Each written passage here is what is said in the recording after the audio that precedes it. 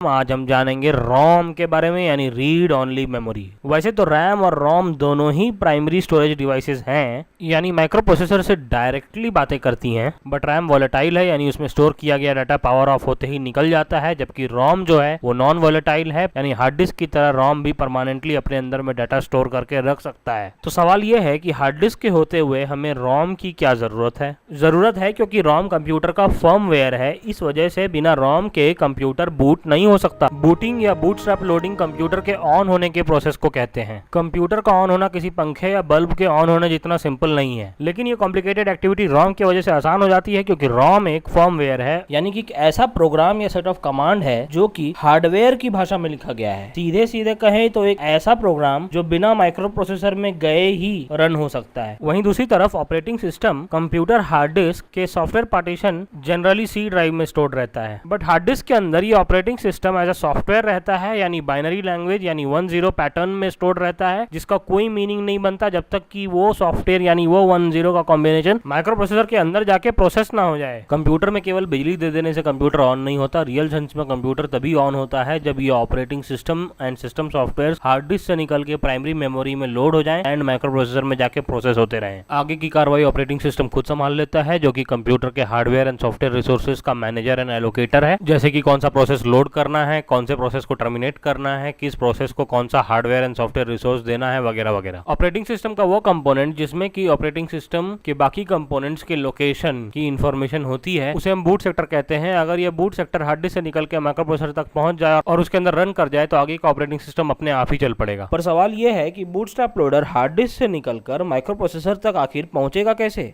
Computer on होने के बाद जो पहला इंस्ट्रक्शन माइक्रो प्रोसेसर में रन होता है वह तो बूटस्ट्रैप लोडर का ही है। जब तक ये बूटस्ट्रैप लोडर रन ना हो जाए, माइक्रो प्रोसेसर की हालत टेम्पररी मेमोरी लॉस से ग्रसित आमिर खान के गजनी की तरह है। वह बूटस्ट्रैप लोडर ही है जिसके थ्रू बाकी के सॉफ्टवेयर भी माइक्रो प्रोसेसर में लोड होते हैं। इसीलिए कंप्यूटर के अंदर में रोम होता है, जो कि एक फर्मवेयर है, यानी हार्डवेयर की भाषा में लिखा गया इंस्ट्रक्शन या कमांड है, जो कि बिजली मिलते ही चल पड़ता है और उसे किसी माइक्रो प्रोसेसर की जरूरत नहीं होती। इस रोम के अंदर में बूटस्ट्रैप लोडिंग का इंस्ट्रक्शन और बूट सेक्टर का एड्रेस रहता है। नए जनरेशन के रोम्स बूटस्ट्रैपिंग से पहले एक और जरूरी काम करते हैं, जिसे हम कहते हैं power on self test, POST।